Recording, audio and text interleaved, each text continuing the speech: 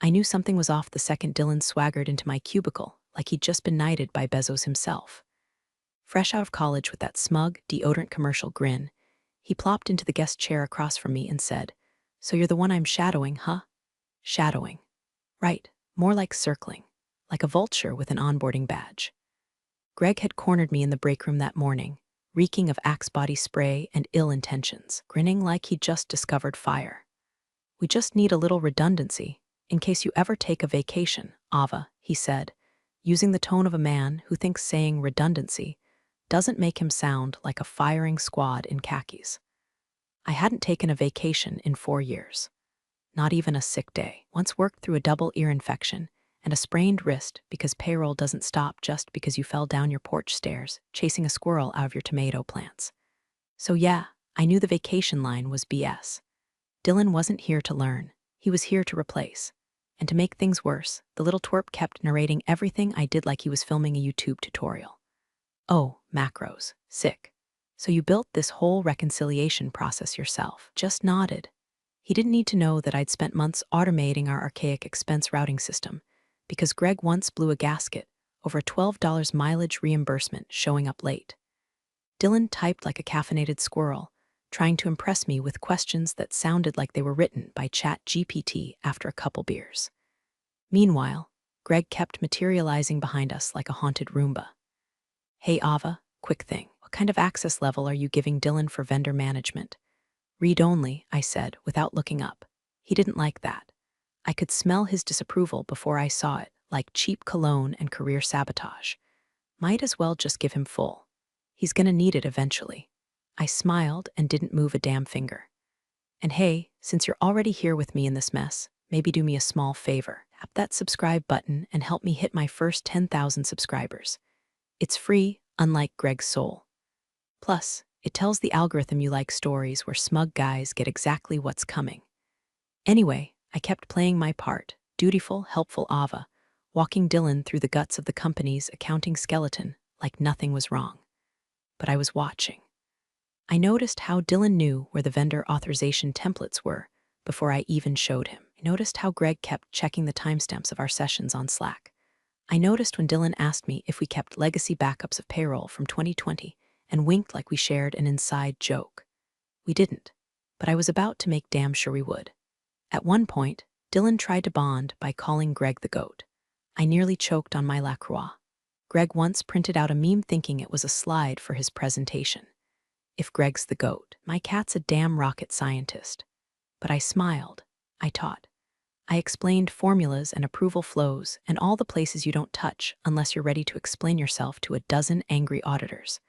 And all the while, I let Greg think he was 2 moves ahead. Thing is, I'd already flipped the board. The sushi joint Greg picked for the company lunch was one of those upscale places with minimalist decor and bonsai trees by the windows, just pretentious enough for him to pretend he had culture. He kept calling it authentic, like he hadn't just Googled Japanese restaurant impressive enough for CEO. I showed up early, because old habits die hard and I like to know the exits when I'm walking into a lion's den. The CEO, Mr. Takahashi, arrived 5 minutes after me, sharp suit, calm presence, and eyes like he'd already scanned every weakness in the room. Mayu, his longtime assistant and translator, was unfortunately delayed due to a flight hiccup. Greg, of course, saw it as an opportunity to flex. "Guess I'll have to put that Duolingo streak to work," he joked, nudging the CEO as he sat down, already sweating through his collar. We ordered. I stuck to tea and tempura because I was too focused to eat. Greg was already 2 sake bombs deep, chuckling at his own jokes and spitting out kindergarten-level Japanese with the confidence of a man who once dated a hostess in Shibuya and thinks that counts as immersion. It was somewhere between his 3rd mispronunciation of simple Japanese word and a half-brag about streamlining our legacy systems that he leaned in toward Mr. Takahashi and let it fly. "She's a bit old-fashioned. She'll be gone by next quarter." He chuckled and looked straight at me, eyes glazed with arrogance, thinking he just whispered something clever that floated right over my head like smoke. But I heard every syllable. What Greg didn't know, because he never asked, because people like him never do, is that I spent 5 years in Tokyo. Lived off vending machine onigiri and yen 280 ramen while finishing my MS in financial systems at Todai. I studied Japanese till my dreams came with subtitles, navigated pension filings, and digital payroll audits in kanji, so dense it would make most Americans cry into their QuickBooks. So when Greg called me old-fashioned, I smiled. And when he said I'd be gone next quarter, I reached for my tea with the calm of a woman preparing a funeral playlist. You see, something in me shifted right there, like a gear clicking into place. Not rage, not yet, just clarity. The kind that settles in your spine like cold steel. I wasn't going to argue. I wasn't going to defend myself. I was going to end him, quietly, precisely, in a language he'd never understand. I tuned out the rest of lunch. Let Greg ramble about efficiency metrics and digital pivots like a man who just discovered buzzwords. I watched as he mansplained our own software to the CEO and handed over a printed handout with graphs I built, but his name at the top. I caught the side-eye Mr. Takahashi gave him, subtle but sharp. He wasn't impressed, just politely enduring. When lunch wrapped, Greg patted me on the back like he was blessing the help. "Great job not zoning out during the Japanese," he said, laughing. "Oh, I found it very educational," I replied, bowing slightly. He missed the edge in my voice. Most men like him do. And as I walked out into the drizzle, umbrella in hand, I whispered something just for me in Japanese, my turn. Because that was the moment I stopped being his employee and started becoming his reckoning. I spent that weekend with a bottle of Pinot and our internal payroll logs pulled up on my personal monitor, combing through metadata like a forensic accountant with a vendetta.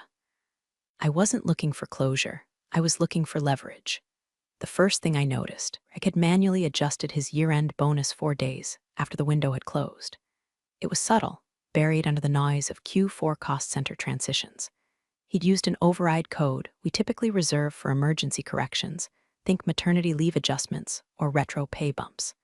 The kind of thing nobody questions if they trust the person holding the keys. Unfortunately for Greg, I am the person who built those keys.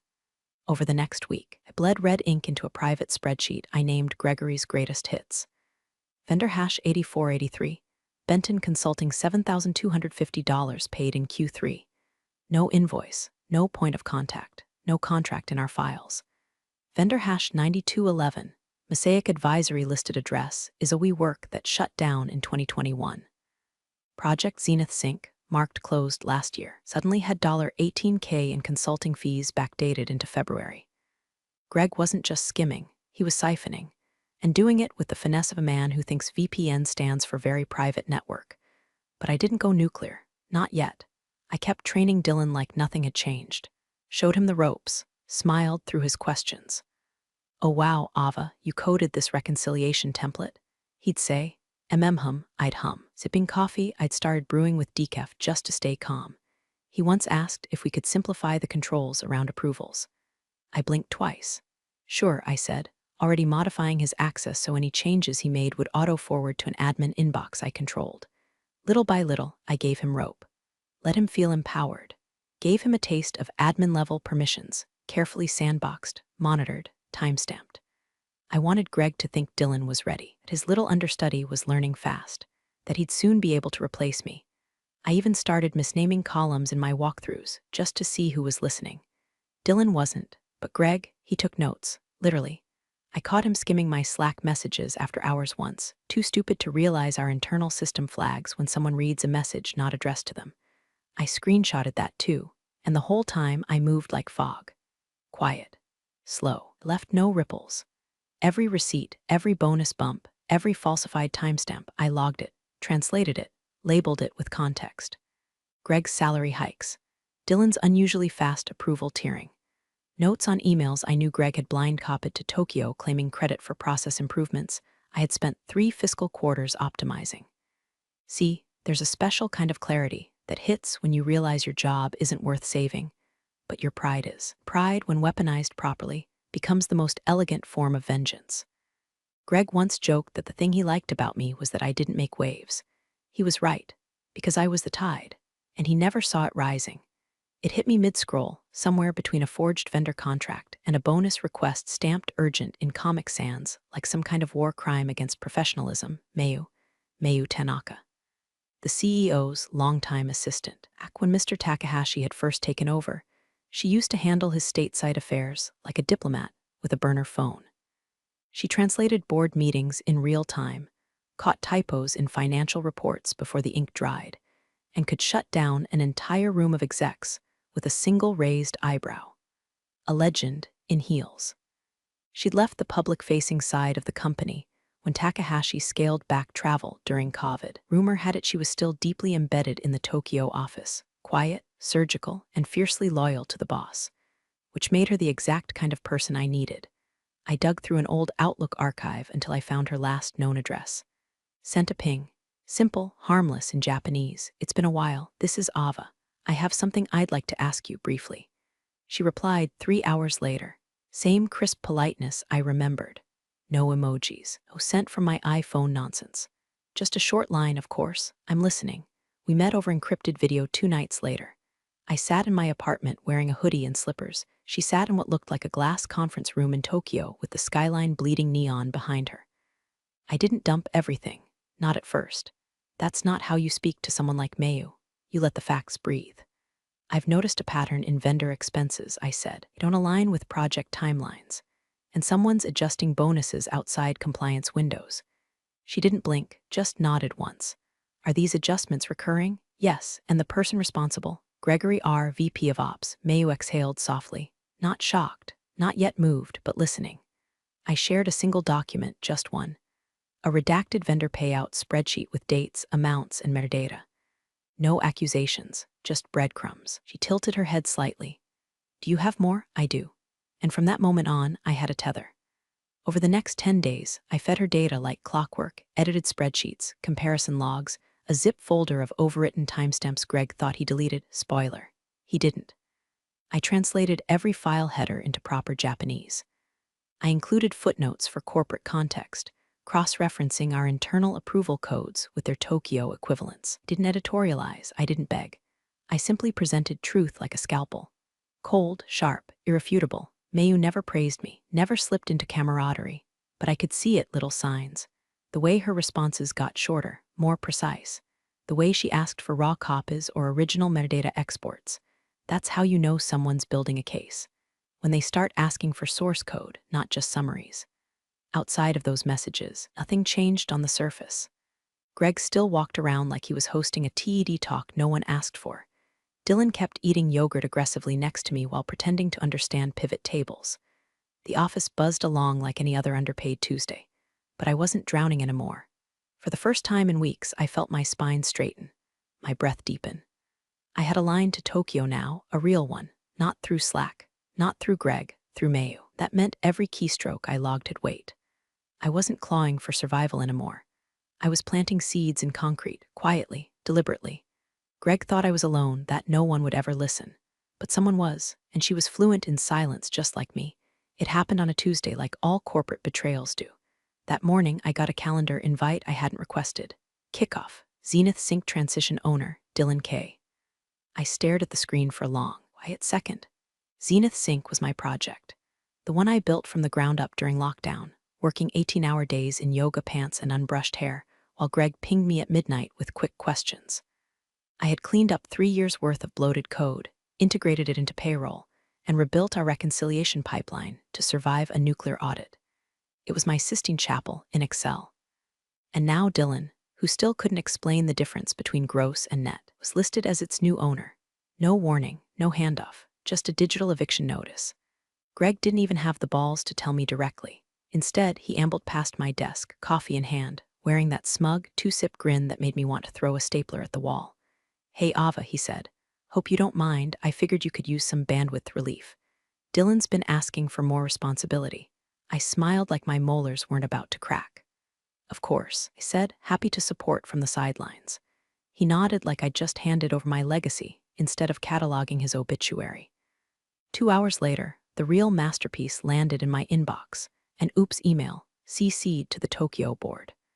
Subject line, payroll optimization, initiative initial successes. Inside, 3 paragraphs of Greg congratulating himself on modernizing outdated processes, plus a bullet point that read, Zenith Sync transition already complete under my guidance. Early signs show significant efficiency gains. He called it his guidance. I didn't scream, I didn't cry. I downloaded the PDF version from my archive, renamed it Delusional Idiot V3 Final, and kept moving.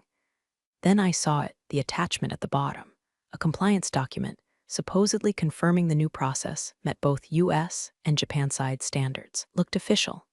Language was tight, dates aligned, but something twitched in my gut, like when a magician says, pick a card and you realize the whole deck is rigged. I checked the metadata.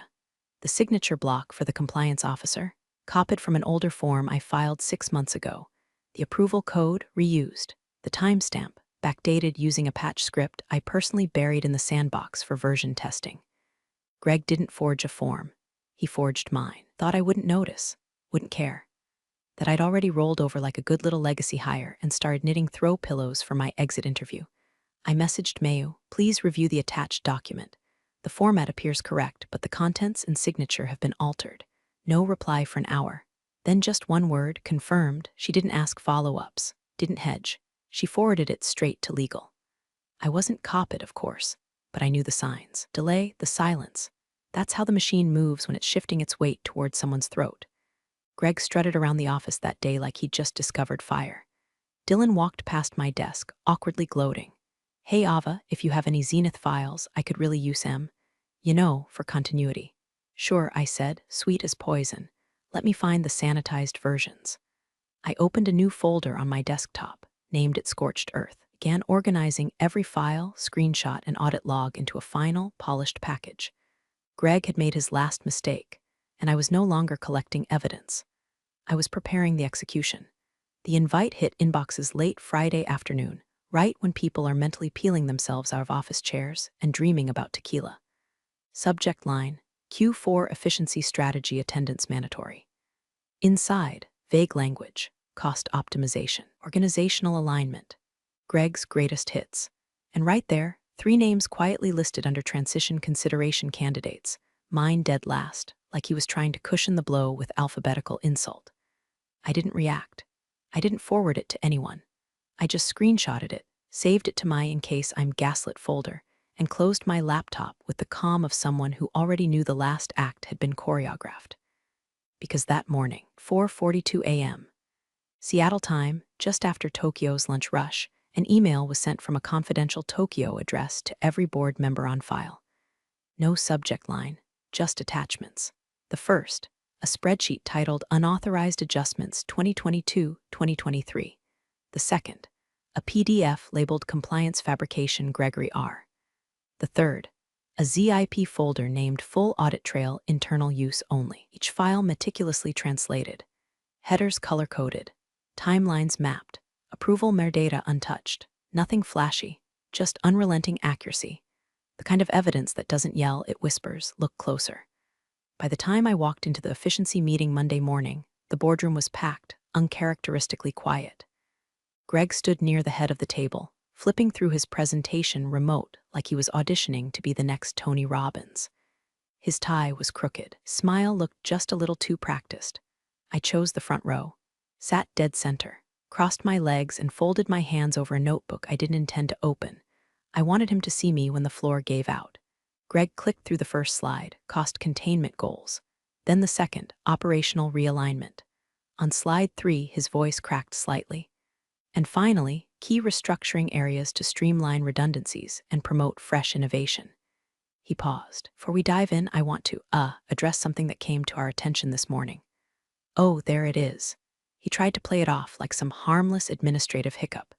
We received an email that includes some internal documentation that appears to have been manipulated. We're working with legal to, the CEO, silent until now, raised a hand. No, we're not working with legal, he said quietly. They're working with us. A single line, like a scalpel to Greg's jugular. Greg blinked. I'm not sure what you mean by. Another board member slid a printed copy of the audit trail across the table. Did you authorize these payments? Greg reached for it with the hesitancy of a man trying not to leave fingerprints.